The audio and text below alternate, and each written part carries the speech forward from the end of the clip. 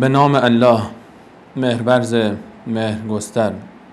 بهترین ستایش ها از آن الله است، پروردگار جهانیان، بخشنده مهربان، مالک روز جزا. بارالله، تنها تو را می پرستیم و تنها از تو یاری می جوییم، پس ما را به راه راست هدایت فرما، راه آنان که به ایشان نعمت داده ای و نه راه کسانی که بر آنان خشم گرفته ای و نه راه گمراهان. آمین. بارالله، بر محمد و آل محمد درود فرستان گونه که بر ابراهیم و آل ابراهیم درود فرستادی و بر محمد و آل محمد برکت عنایت فرما آنگونه که بر ابراهیم و آل ابراهیم برکت عنایت فرمودی. و با سلام و درود خدمت همه شما بینندگان عزیز و ارجمند، الله رو سپاسگزاریم از اینکه یک فرصت دیگر رو در اختیار ما قرار داد تا در خدمت شما خوبان و مهربانان باشیم با یکی دیگر از برنامه‌های بانوان عصر پیامبر. اگر در برنامه‌های گذشته ما رو یاری کرده باشید، درباره ام المؤمنین خدیجه رضی الله عنها صحبت کردیم. بعد از اون درباره دومین همسر پیامبر مکرم اسلام علیه السلام، ام المؤمنین سوده دختر زمعه رضی الله عنها سخن گفتیم و در ادامه به مبحث تعدد زوجات و حکمت‌های چند همسری پیامبرمان پرداختیم و قول داده بودیم تا درباره ام المؤمنین عایشه رضی الله عنها، سومین همسر پیامبر اکرم صلی الله علیه و سلم صحبت بکنیم. ام المؤمنین عایشه رضی الله عنها سومین همسری بود که پیامبر بزرگوار اسلام با ایشون ازدواج فرمودن و از بین همسران پیامبرمان به یقین میتونیم بگیم که نقش ام المؤمنین عایشه، نقش مادرمان عایشه بعد از رسالت علی خصوص در تاریخ مدنی پررنگتر از دیگر همسران بود و در کل رساندن دعوت و در مسیر دین مبین اسلام و از میان همسران پیامبر اکرم صلی الله علیه و سلم پررنگ ترین نقش رو ام المؤمنین خدیجه رضی الله عنها در دوره مکی ایفا کرد و بعد از ایشون در طول زندگی در دوره مدنی و بعد از دوره مدنی و حتی بعد از وفات رسول صلی الله علیه و سلم در زمان صحابه پررنگ ترین نقش رو از میان همسران عایشه صدیقه رضی الله عنها به عهده داشت بدون شک.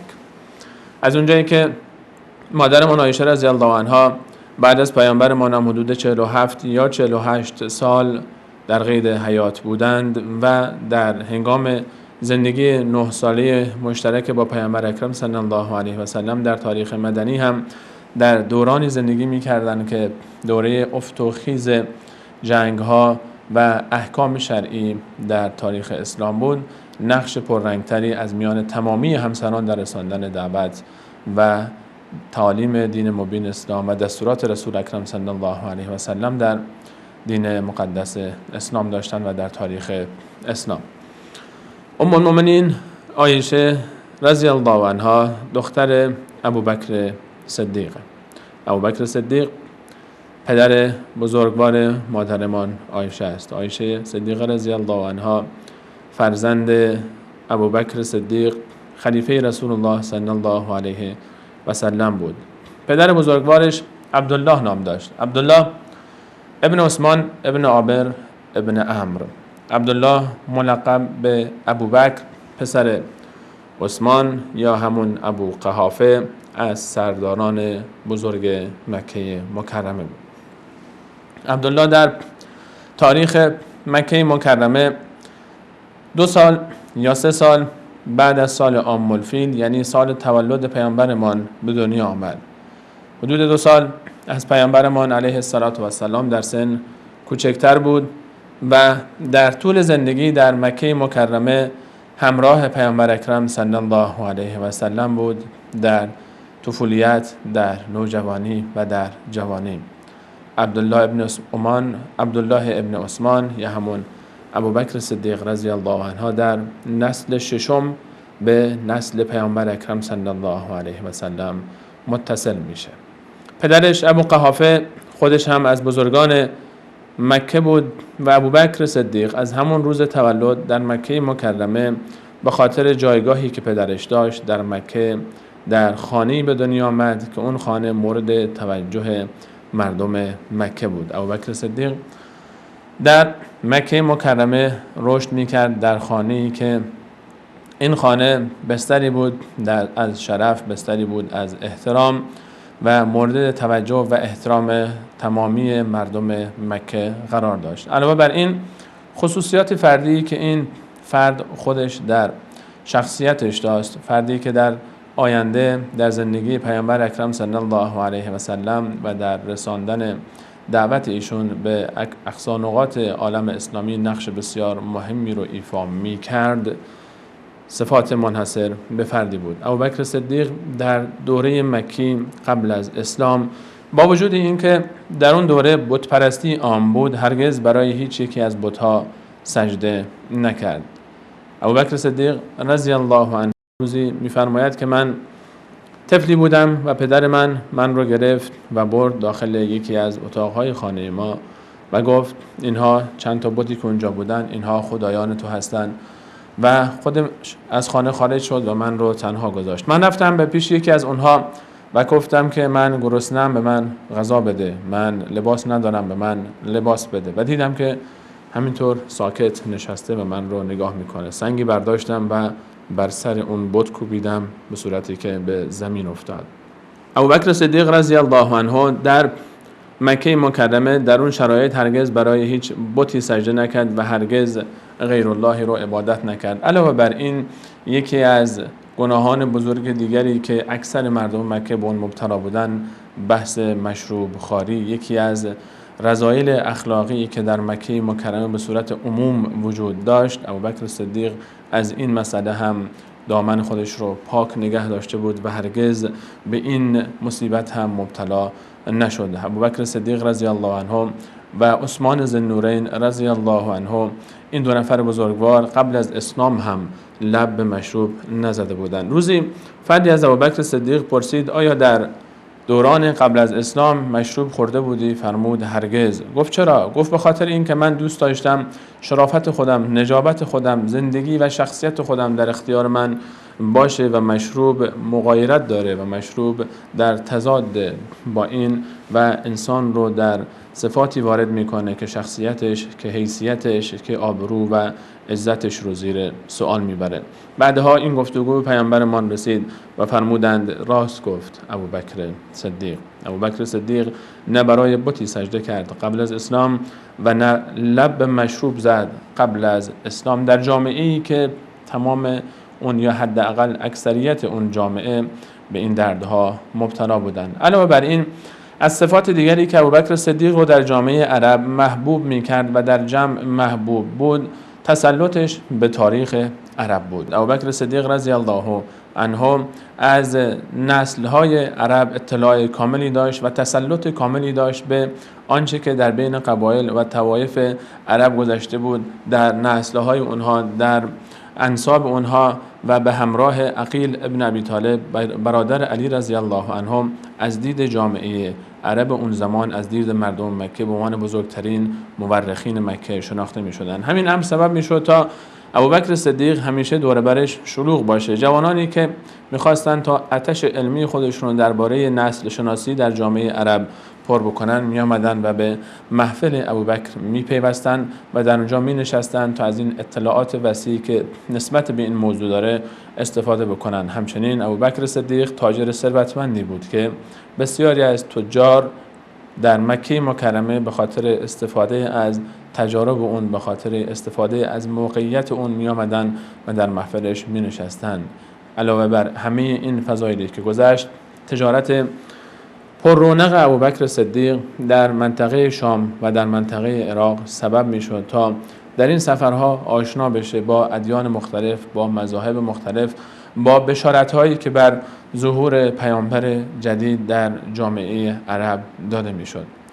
علاوه بر اون دیگر صفتی که ابوبکر صدیق رضی الله عنه رو در بین مردم مکه محبوب کرده بود، رسیدگی به یتیم‌ها، مستمندان، بینوایان و کسانی بود که دچار مشکل بودند و ابوبکر صدیق از ثروتش قبل از اسلام هنوز هم در اون زمانی که امر نشده بود به این موارد، در اون زمانی که فضیلت‌هایی در آیات قرآن مجید، در تعالیم پیامبر اکرم در این باره وارد نشده بود، ابوبکر صدیق در اون زمان هم رسیدگی میکرد به جامعه خودش، به کسانی که توانایی نداشتن، به مستمندان و همراهی میکرد با اونها در مشکلاتشون، در سختی‌هاشون و از اونها حمایت میکرد، تا جایی که در قبل از اسلام ابوبکر صدیق رضی الله عنه به این صفت و صفت میهمان نوازی مشهور بود. در کل محافل ابوبکر صدیق رضی الله عنه همیشه پر رونق بود. عده‌ای به خاطر استفاده از تجربه های تجاریش، عده‌ای به خاطر استفاده از مکارم اخلاقیش و مزین شدن به اون صفات، و عده دیگری به خاطر برطرف کردن آتش علمی خودشون در اطلاعاتی که نزد ابوبکر صدیق بود در محفلش جمع می شدن و این سبب شده بود تا میهمان نوازی باشه که همه اون رو دوست داشته باشند. ابوبکر صدیق در قبل از اسلام چنان پاک زندگی کرد و چنان زیبا زندگی کرد و چنان از صفات والایی برخوردار بود که بعد از اسلام هم تمام مشرکین قریش هیچ نقطه منفی از ابوبکر صدیق رضی الله عنه نتونستن پیدا بکنن. هیچ نقطه منفی در زندگی ابوبکر صدیق یافت نمیشد تا از اون استفاده بکنن و اون رو علم بکنن و با اون بخوان ابوبکر صدیق رو زیر سوال ببرن. تنها چیزی که اونها استفاده میکردن، تنها نقطه ضعفی که به قول اونها وجود داشت، این بود که به الله ایمان آورده بود، این بود که به پیامبر اکرم صلی الله علیه و سلم ایمان آورده بود. ابوبکر صدیق رضی الله عنه علاوه بر این، بعد از این که رسول الله صلی الله علیه و سلم به رسالت رسیدند، از اولین کسانی بود که دعوت پیامبر اکرم صلی الله علیه و سلم رو پذیرفت. اولین مردی بود در مکه مکرمه که تعالیم گوهربار نبی مکرم اسلام علیه السلام را با جان و دل پذیرفت. همیشه پیامبرمان می‌فرمود اون زمانی که همه شما من رو تکذیب کردید، وقتی که من دعوت رو به شما عرضه کردم، ابوبکر صدیق من رو تایید کرد. ابوبکر صدیق هنگامی که پیامبرمان ایشون رو به دعوت به اسلام و به توحید فراخواند، هرگز شک نکرد، هرگز تزلزلی در رأیش ایجاد نشد و هرگز دودلی در دل خودش راه نداد و بلکه در جا ایمان آورد به پیامبر اکرم صلی الله علیه و سلم. ایمان ابوبکر صدیق چنان شادمانی در قلب پیامبرمان ایجاد کرده بود که مادرمان عایشه رضی الله عنها می‌فرماید اون روزی که پدرم ابوبکر صدیق به پیامبرمان ایمان آورده بود، اون روز پیامبرمان علیه السلام بسیار شادمان و بسیار خوشحال بود از اینکه دوستش ابوبکر صدیق بدون شک، بدون هیچ گونه تردیدی، بلافاصله دعوت توحیدی ایشون رو پذیرفت. اگر انسان دوستی داشته باشه در زندگی، اگر انسان با کسی رابطه داشته چند سالی و انسان دیگری رو دوست داشته و اون انسان از لحاظ اعتقادی و از لحاظ باور و در مذهبش و دینش شبیه انسان نباشه و انسان اون رو به مذهب خودش، با این خودش، به باور خودش دعوت بکنه و اون بپذیره، چقدر انسان خوشحال میشه و چقدر انسان احساس شادمانی میکنه از این لحظه. ابوبکر صدیق از اولین کسانی بود که ایمان آورد، بلکه اولین مردی بود که به رسول الله صلی الله علیه و سلم لبیک گفت. علاوه بر این، ابوبکر صدیق شروع به دعوت کرد. نه تنها خودش ایمان آورد، بلکه شروع کرد از اون جایگاهی که داشت، از اون موقعیتی که در قریش داشت استفاده کرد و توانست در همون روزهای اول 6 نفر از 10 یار بهشتی پیامبر اکرم صلی الله علیه و سلم به جز خودش رو به اسلام مشرف بکنه و سببی بشه برای دخول اونها به اسلام. از این جمله طلحه ابن عبیدالله، زبیر ابن عوام، سعد ابن ابی وقاص، عبدالرحمن ابن عوف، ابو عبیده ابن جراح، اینها کسانی بودند که سیدنا ابوبکر رضی الله عنه سبب شد تا اینها وارد اسلام بشن. عثمان ابن عفان 6مین نفری بود که از عشره مبشره، از 10 یار بهشتی پیامبرمان علیه السلام به دست ابوبکر صدیق مشرف به اسلام شد. عثمان ابن عفان همون داماد خوشنصیبی که 2 دختر بزرگوار پیامبرمان رو بعدها به عقد خودش در آورد، از جمله کسانی بود که ابوبکر صدیق سبب شد تا به اسلام مشرف بشه. سعد ابن ابی وقاص، فاتح ایران، همون کسی که در زمان سیدنا عمر ابن خطاب رضی الله عنه فرمانده لشکری بود که ایران رو فتح کرد، به دست ابوبکر صدیق وارد اسلام شد. زبیر ابن عوام حواری که رسول الله صلی الله علیه و سلم این لقب رو به ایشون داد. یکی دیگر از 10 یار بهشتی پیامبرمان یکی از کسانی بود که ابوبکر سبب شد تا وارد اسلام بشه. ارقم ابن ابوالارقم، اون نوجوانی که اولین پناهگاه مسلمین رو در مکه مکرمه ایجاد کرد، خانه خودش رو در دوران دعوت مخفیانه در مکه مکرمه مرکزی قرار داده بود برای مسلمانان. اون نوجوان، اون خوشنصیب از جمله کسانی بود که به دست ابوبکر صدیق رضی الله عنه به اسلام مشرف شد. سلمه همسر ابو سلمه بود. ابو سلمه همون فردی بود که به دست ابوبکر صدیق رضی الله عنه به اسلام مشرف شد. سلمه رو همه میشناسن، یکی از همسران رسول الله صلی الله علیه و سلم که بعد از شهادت همسرش ابو سلمه به عقد رسول الله صلی الله علیه و سلم درآمد و لقب المؤمنین رو به افتخار گرفت. ابوبکر صدیق رضی الله عنه در جریان دعوت از هیچ کوچک و بزرگی دریغ نکرد، از هیچ ثروتی و از هیچ فرصتی دریغ ننمود در راه دعوت اسلام و از هیچ دشمنی نترسید. در ابتدای اسلام ابوبکر صدیق رضی الله عنه با مال خودش شروع کرد به خریدن غلام‌ها و کنیزهایی که ایمان آورده بودند و صاحبان اونها رو شکنجه می‌کردند. من جمله از بزرگترین و مشهورترین کسانی رو که ابوبکر صدیق در این گروه یعنی غلامان و کنیزان خرید و آزاد کرد، بلال مؤذن رسول الله صلی الله علیه و سلم بود. امیه ابن خلف، کسی که بلال غلام اون بود، بعد از اینکه بلال ایمان آورده بود به پیامبرمان، بلالی که هیچ کسی رو در مکه نداشت، بلالی که قومی رو نداشته از اون حمایت بکنه، وقتی اون رو شکنجه میکرد، وقتی اون رو در تابستان در صحرای گرم مکه مکرمه بر روی سنگ‌های سوزان دراز میانداخت و بر روی سینه اون و شکم اون سنگ میگذاشت و اون رو شکنجه میکرد و عذاب میکرد تا از دین خودش برگرده، در این شرایط سخت ابوبکر صدیق بود که به فریادش رسید. ابوبکر صدیق آمد و از امیه خواست تا به این کار خودش پایان بده. اون گفت تو و امثال تو مقصرین، به خاطر اینکه امروز این داره عذاب میشه. در مقابل ابوبکر صدیق پیشنهاد کرد که غلامی دارم که از این قوی تره و از این بهتر میتونه به درد تو بخوره، این رو با این عوض میکنم و بلال رو به من پس بده.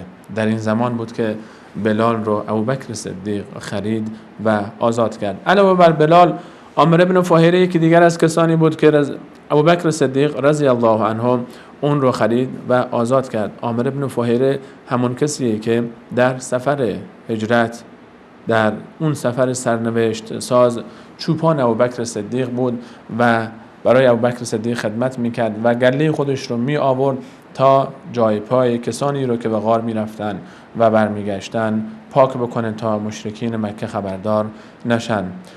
از اینها هم که بگذریم، باز در میان کنیزها کسانی که بودن میشه از اونها نهدی و فرزندش رو نام برد که ابوبکر صدیق از میان بانوانی که ایمان آورده بودن و کنیز بودن و تحت شکنجه و ظلم صاحبان خودشون قرار گرفته بودن، میشه از اینها نام برد که ابوبکر صدیق رضی الله عنه اونها رو میخرید و آزاد میکرد. تا حد این کار رو انجام میداد که پدرش روزی روی به فرزند گفت پسرم، حداقل اگر کنیزها و غلامهایی رو هم که میگیری و آزاد میکنی، کسانی رو بگیر که قدرتی داشته باشن، بعداً بتونن از تو حمایت بکنن. ابوبکر صدیق فرمود من این کارها رو فقط به خاطر این انجام دادم که الله تعالی از من راضی بشه. ابوبکر صدیق رضی الله عنه در راه دعوت، در راه رساندن، در راه توحید هیچ کوتاهی نکرد، حتی بزرگترین دشمنی ها رو به جان خرید. روزی در کنار کعبه وقتی که رسول الله صلی الله علیه و سلم رو مشرکین مورد آزار و اذیت قرار میدادند، آمد و به رسول الله صلی الله علیه و سلم کمک کرد و گفت اتقتلون رجلا ان یقول ربی الله، آیا کسی رو میزنید، کسی رو میکشید که میفرماید پروردگار من الله است. آیا کسی رو که فقط همچین جمله‌ای میگه به این جرم دارید مورد شکنجه و آزار قرار میدید؟ هم ریختن و شروع کردن به زدنش. چنان ابوبکر صدیق رو مورد ضرب و شتم قرار دادن که از هوش رفت و بیهوش شد. ابوبکر صدیق رضی الله عنه اگر بخوام درباره‌اش صحبت بکنیم، درباره جایگاهش، درباره شخصیتش، درباره تلاش‌هایی که در راه دین کرد، در راه توحید کرد، قسمت‌ها و برنامه‌ها باید بگذاریم. درباره پدر مادرمان ابوبکر صدیق، پدر عایشه صدیقه رضی الله عنها. مادرمان عایشه از چنین پدری به دنیا آمد. چنین پدری بود که فرزندی چون عایشه رو در خانه خودش تربیت کرد. بعد از یک میان برنامه انشالله باز ادامه موضوع رو با هم پیگیری خواهیم کرد. عشق دل خواهد که وصف همسر طه کند، آن که تطهیر و ثنایش ایزد یکتا کند. توسن طبعم ز شورش صد نوا دارد به دل، مرغ بی پر چون سفر بر عرصه عنقا کند.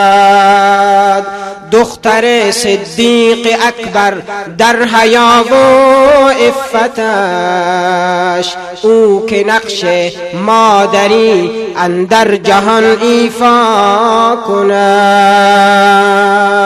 در صداقت چون پدر صدیقه کبرا بود، در عبادت مو به مو احکام حق اجرا کند. در دریای عفاف و گوهر گنج حیاست، در دریای عفاف و گوهر گنج حیاست. عفتش یاد از حیای مریم عذرا کند. عایشه روشنگر چشم رسول الله بود، عایشه روشنگر چشم رسول الله بود. حافظ قرآن پاک و هم حدیث القا کند. او نشان فقه و دانش قطب اقیانوس علم، کی مقامی این چنین زن در جهان پیدا کند. هدیه کرد او را به پیغمبر خدای مهربان، هدیه کرد او را به پیغمبر خدای مهربان، تا محمد را برای مسلمین معنا کند. مدح این مادر میان سوره نور آمده، منشأ پاکی او را خالق مولا کند. سوره ای کز نور او دلها سراسر نور شد، کیست و آن کو سوره و آیات را حاشا کند.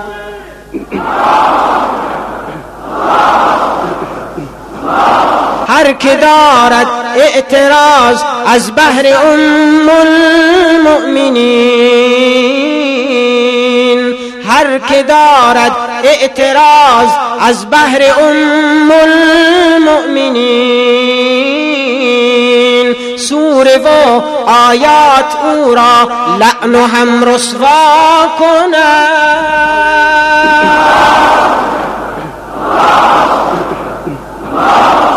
صد هزاران جان فرزندان فدای عایشه، صد هزاران جان فرزندان فدای عایشه. نام زیبایش میان سینه ها مأوا کند. با عرض سلام مجدد خدمت همه شما بینندگان عزیز و ارجمند، عبدالله ابن عثمان ابن عامر ابن عمرو ابوبکر صدیق رضی الله عنه پدر مادرمان عایشه رضی الله عنها است. عایشه صدیقه رضی الله عنها از مادری به نام زینب دختر عامر به دنیا آمد. ام رومان لقب این مادر همسر ابوبکر صدیق رضی الله عنه بود. ابوبکر صدیق 4 بار ازدواج کرد. بار اول با قتیله نامی ازدواج فرمود که ایشون مادر 2 تا از فرزندان ابوبکر صدیق. اسما دختر بزرگ سیدنا ابوبکر رضی الله عنه و خواهر بزرگتر عایشه صدیقه رضی الله عنهما از این مادر به دنیا آمد و همچنین عبدالرحمن بزرگترین فرزند ابوبکر صدیق و بزرگترین پسر ابوبکر صدیق از این مادر به دنیا آمد که ابوبکر صدیق ایشون رو قبل از اسلام طلاق داده بود. ام رومان همسر دوم ابوبکر صدیق رضی الله عنه بود و مادر عایشه صدیقه و برادر تنیشون عبدالله. همسر سوم ایشون اسما دختر امیس بود. اسما بنت امیس در اول همسر جعفر بن ابی طالب رضی الله عنه بود که به همراه ایشون به حبشه سفر کرد و بعد از بازگشت از سفر حبشه، بعد از اینکه جعفر در جنگ موته به شهادت رسید، ابوبکر صدیق رضی الله عنه با همسر جعفر بعد از شهادتش یعنی اسما ازدواج فرمود و اسما قبل از اون عبدالله فرزند جعفر رو هم به همراه داشت و حاصل این ازدواج فرخنده و میمون فرزندی بود به نام محمد ابن ابی بکر که بعد از وفات سیدنا ابی بکر محمد بعد از این که اسما با علی ابن ابی طالب رضی الله عنه ازدواج کرد، محمد در دامان علی رضی الله عنهما بزرگ شد. همسر چهارم سیدنا ابی بکر رضی الله عنه حبیبه دختر خارجه نام داشت که از خزرجیانی بود که در مدینه منوره زندگی می‌کردند. از طایفه خزرج از انصار مدینه بود که حاصل این ازدواج هم دختری به نام ام کلثوم بود که بعد از وفات ابوبکر صدیق به دنیا آمد و بعدها با طلحه ابن عبیدالله رضی الله عنه ازدواج کرد. مادران عایشه صدیقه رضی الله عنها این 4 نفر بودند و مادر خودشون، مادر تنی خودشون ام رومان زینب از جمله پیشگامانی بود که در ابتدای اسلام به اسلام مشرف شد و حمایت میکرد از ابوبکر صدیق رضی الله عنه و از مسلمین. همچنین اسما بنت امیس که بعدها به عقد ابوبکر صدیق درآمد هم از پیشگامانی بود که در سالهای اول به اسلام مشرف شد و در خانه ارقم ابن ابی الارقم به رسول الله صلی الله علیه و سلم ایمان آورد و بعدها به همراه جعفر ابن ابی طالب به حبشه هجرت کرد. از میان فرزندان ابوبکر صدیق رضی الله عنه اگر بخوایم اینها رو مختصری راجبشون صحبت بکنیم، خواهران و برادران عایشه صدیقه رضی الله عنها، عبدالرحمن ابن ابی بکر از همه بزرگتر بود. عبدالرحمن در سال فتح حدیبیه مشرف به اسلام شد و ایمان آورد. از بین برادران، برادر دوم عبدالله برادر تنی خود ام المؤمنین عایشه صدیقه رضی الله عنها، عبدالله در همون ابتدا به پیامبرمان ایمان آورده بود و در سفر سرنوشت ساز هجرت نقش خبررسانی از مکه مکرمه به غار ثور و خبر بردن از غار ثور به یاران رو در مکه و اطراف مکه به عهده داشت و اون کار مهم رو در سفر هجرت به عهده گرفته بود. عبدالله کسی بود که از بین خاندان ابوبکر در سفر هجرت نقش بسیار مهمی داشت. اسما خواهر ناتنی عایشه صدیقه رضی الله عنها 10 سال از ایشون بزرگتر بود و مادر عبدالله پسر زبیر همسر زبیر ابن عوام رضی الله عنهما. عبدالله از اسما رضی الله عنها در مدینه منوره متولد شد. هنگامی که اسما در سفر هجرت به غار ثور میرفت و برمیگشت و غذا میبرد برای 2 یار غار در اون شرایط سخت و بحرانی، میتونیم بگیم که مدیر تدارکات سفر سرنوشت ساز هجرت بود. در مسئله هجرت در اون سفر تاریخی خانواده ابوبکر صدیق رضی الله عنه این سفر رو نقشه ریزی کردن، این سفر رو اجرا کردن و این سفر رو به بهترین وجه ممکن به ثمر رسوندن. تمامی افرادی که در این خانواده بودن در این سفر نقش داشتن که باز میطلبه تا در برنامه‌های جدایی درباره اون به تفصیل صحبت بشه. اسما به ذات النطاقین مشهور شد و این لقب رو وقتی از رسول الله صلی الله علیه و سلم برمغان برد که در روز خارج شدن از غار ثور، وقتی که برای پیامبر اکرم صلی الله علیه و سلم غذا می‌بردن و می‌خواستن این غذا رو ببندن به شتر و سواری و فراموش کرده بودن که پارچه‌ای رو بیارن ببندن، کمربندی رو که به کمر بسته بودن برداشتن و اون رو 2 تیکه کردن و 1 تیکه رو استفاده کردن برای بستن این غذا به اون سواری و از اونجا پیامبر اکرم صلی الله علیه و سلم لقب ذات النطاقین بهشون دادن، یعنی صاحب 2 کمربند. اسما کسی بود که عبدالله ابن زبیر رضی الله عنه رو تربیت کرد. عبدالله ابن زبیر یکی از بزرگان صحابه و یکی از کسانی که در تاریخ اسلام نقش بسیار پررنگی داشت بعدها در تاریخ سرنوشت ساز امت اسلامی. ام کلثوم هم که بعدها با طلحه ابن عبیدالله رضی الله عنه ازدواج کرد و عایشه صدیقه رضی الله عنه هم که اصل موضوع صحبت ماست، افتخار این نصیب شد که همسر رسول الله صلی الله علیه و سلم باشه.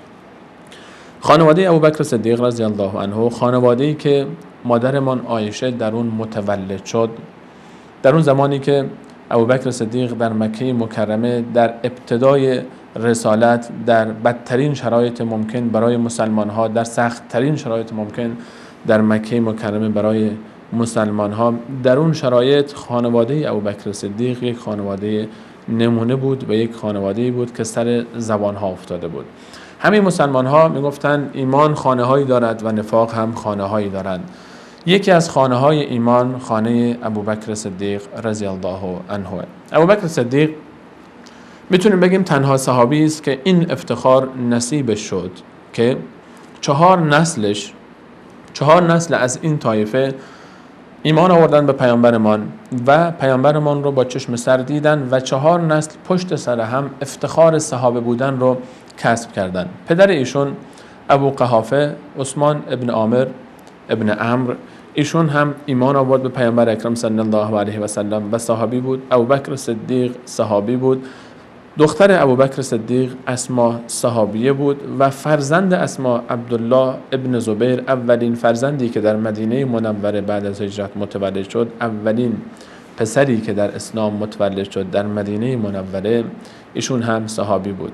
4 نسل پشت سر هم از صحابه رسول الله صلی الله علیه و سلم بودن و در هیچ خانه دیگری از خانه‌های مسلمین در مکه یا مدینه ما همچین نمونه‌ای رو سراغ نداریم که 4 نسل پشت سر هم پدر بزرگ، پدر، فرزند و نوه در اسلام مشرف شده باشند به لقب صحابی بودن و صحابیت رسول الله صلی الله علیه و سلم. همچنین محمد ابن عبدالرحمن ابن ابی بکر هم شخص دیگری بود که باز 2 نفر از این طایفه، هم عبدالله ابن زبیر، عبدالله پسر اسما و هم محمد پسر عبدالرحمن، نوه های این خاندان مبارک کسانی بودند که سبب شدن تا 4 نسل پشت سر هم شرف صحابیت رو به دست بیارن. ابوبکر صدیق رضی الله عنه تنها فردی بود که این شرف و افتخار نصیب شد که علاوه بر این که اولین مردی بود که مسلمان شد، علاوه بر این که اولین خطیبی بود که در کنار کعبه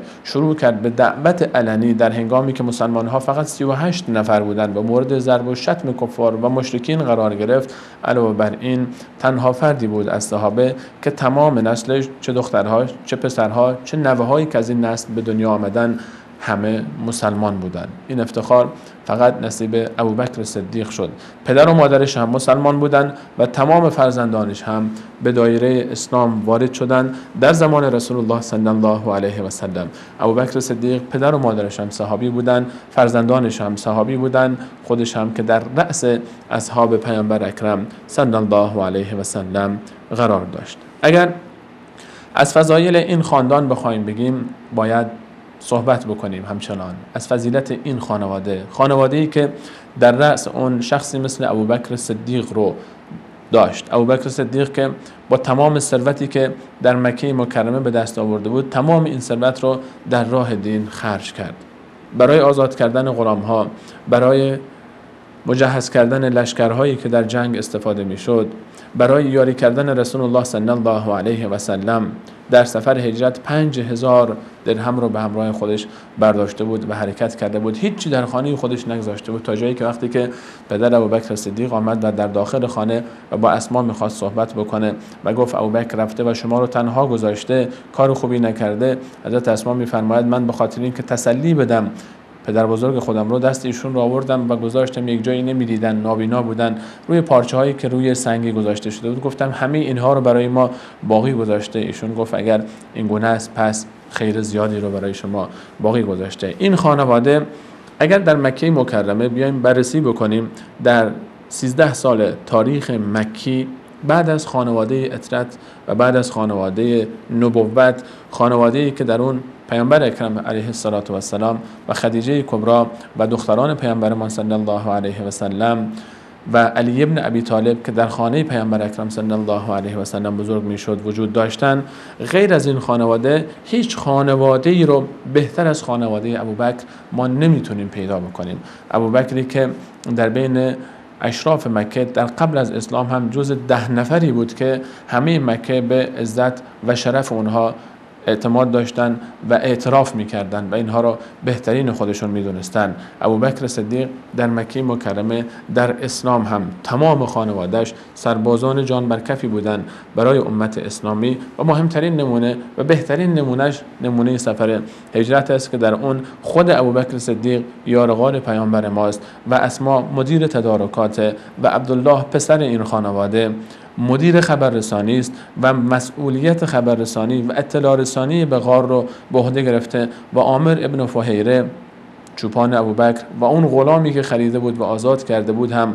باز میاد و رد پاهایی رو که میرفتن به غار و برمیگشتن، رد پای اسما، رد پای عبدالله رو با گوسفندانی که از اونجا میگذرونه سعی میکنه از بین ببره و در داخل خانه ام المؤمنین عایشه صدیقه رضی الله عنها هم مشغول آماده کردن غذاست با خواهرش اسما برای این سفر سرنوشت ساز. مهمترین سفر تاریخ بشر، مهمترین دوران زندگی پیامبر اکرم صلی الله علیه و سلم و مهمترین عملیاتی که در تاریخ اسلام اتفاق افتاد، اون سفر سرنوشت سازی که مسیر تاریخ بشر رو تغییر داد، همه این سفر نقشه اون، اجرای اون به عهده خانواده ابوبکر صدیق بود. در چنین خاندانی، در چنین فضایی سرشار از ایمان، سرشار از عطوفت، سرشار از گذشت و مهربانی و فداکاری و شهامت و شجاعت و استقامت، بزرگ بانوی به دنیا آمد. بانوی به دنیا آمد که پدرش ابوبکر اون رو عایشه نام نهاد. عایشه صدیقه در مکه مکرمه در شرایطی که رسالت آغاز شده بود و سخت‌ترین دوران خودش رو می‌گذروند، در چنین خانواده‌ای به دنیا آمد. از چنین پدر بزرگواری و چنین مادر مهربانی و در فضایی در کنار چنین خواهران و برادرانی فرزندی به دنیا آمد که بعدها عزیزترین فرد زندگی پیامبر بزرگوار اسلام شد. بدون شک پیامبرمان علیه السلام در زندگی عایشه صدیقه رو بیشتر از هر کس دیگری دوست داشت. بنا به روایتی که عمرو بن عاص رضی الله عنه روایت می‌فرماید که روزی از پیامبرمان پرسیدم یا رسول الله من احب الناس الیک، چه کسی بیشتر از دیگران نزد شما محبوبه، عزیزترین مردم نزد شما کیست؟ فرمود عایشه. گفتم از بین مردان منظورم بود یا رسول الله. فرمود پدرش ابوبکر صدیق. اگر برای خانواده ابوبکر صدیق هیچ شرف و افتخاری نباشه، همین که دامادی به نام محمد مصطفی صلی الله علیه و سلم دارند برای این خاندان کافی است. همین که بزرگ پیامبر تاریخ داماد ابوبکر صدیق برای ابوبکر صدیق کافی است و همین که ابوبکر صدیق پدر خانم بزرگترین فرزند آدم علیه السلام در رتبه و مقامه برایش کافی است. علاوه بر این که ابوبکر صدیق با جناق پیامبر اکرم صلی الله علیه و سلم هم بود، چرا که اسما بنت امیس خواهر میمونه بود و میمونه ام المؤمنین رضی الله عنها همسر رسول الله صلی الله علیه و سلم، پدر خانم پیامبر اکرم و با جناقش ابوبکر صدیق پدر مادرمان عایشه صدیقه رضی الله عنها است. و این خاندان مبارک یقینا بهترین خانواده‌ای که در مکه بود و در مدینه بعد از خانواده پیامبر اکرم صلی الله علیه و سلم، که این دو خانواده با وصلت عایشه صدیقه یکی شدند، خاندانی است که و خانواده‌ای است که بزرگبانوی اسلام عایشه صدیقه در این فضا در این خانه دیده به جهان گشود. درباره سال تولد مادرمان و آنچه در دوره مکی بر ایشون گذشت و ازدواج ایشون با رسول الله صلی الله علیه و سلم در برنامه بعدی ان شاء الله سخن خواهیم گفت. از اینکه تا این لحظه برنامه خودتون رو یاری فرمودید سپاسگزاریم و همه شما عزیزان رو به الله تعالی می‌سپارم.